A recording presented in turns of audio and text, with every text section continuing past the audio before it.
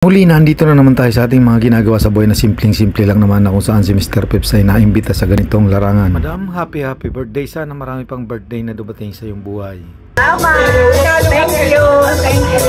Sa bawat selebrasyon, di talaga mawawala yung ganitong handaan. Ano nga tawag dito, boss? Ito, ano naman tawag dito? Ito naman, ano siya? Iba't ibang uri ng masarap na pagkain yung inahin sa atin nito.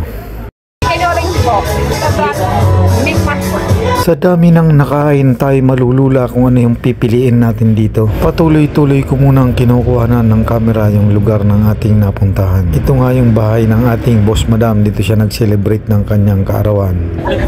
Ayan, nandito nga yung mga big boss natin. Sila ay kumakain na. Ito na nga yung kinuha natin. Kailangan yung tamang-tama lang yung ating kukuhanin para saktong-sakto lang sa ating pagkain. Nandito naman yung aking mahal na asawa, siya ay kumakain na. Kumusta naman yung lasa? Sarap. Ano naman yung kinakain mo na yan? Carbonado. Kain tayo.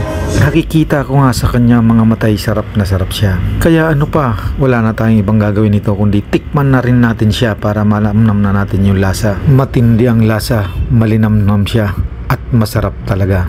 Chicken fillet naman yung aking susubukang tikman na. Kahit anong piliin mo pala rito, napakasarap talaga nilang lahat.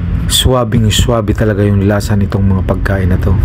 Ito namang isa na to, titikman ko na at lalasahan ko ng lubos na. Ito'y napakalambot ng meat niya at napakalinamnam niya.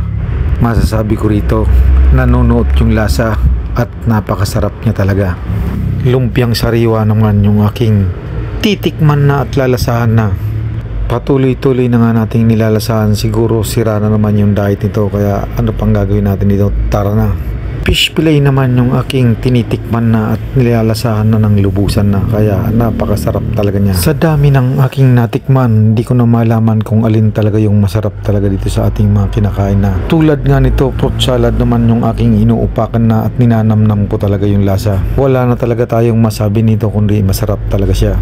Nandito nga si Boss Madam kasama ni Mr. Peps at yung iba pa niyang kaibigan. Nandito rin yung little girl na kasama ni Mr. Peps sa ganitong larangan. Muli, maraming salamat nga pala sa mga viewers natin dyan at mga followers natin dyan na hindi kayo nagsasawa sa aking video, sa inyong panonood na walang pumilit kanino man sa inyo para panoorin yung aking video. Maraming salamat sa inyong lahat. Pagpalain sana tayo ng buong may kapal sa ating mga gagawin at magagawa pa sa buhay. Nandito nga yung kabuuan ng bahay ni Boss Madam. Ito'y nakapaligid nito yung mga halaman na naggagandahan.